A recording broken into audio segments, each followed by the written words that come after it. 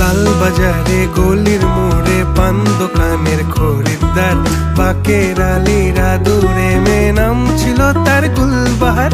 লাল বাজারে গলির মোড়ে পান দোকানের খরিদ্দার, বাকের আলীরা দূরে মেয়ে নাম ছিল তার গুলবাহার। নাম ছিল তার গুলবাহার, দেখতে ভারী চমৎকার, তুলনা যে হয় না তার হোসনে আরা গুলবাহার। বাকের আলীরা দূরে মেয়ে নাম ছিল তার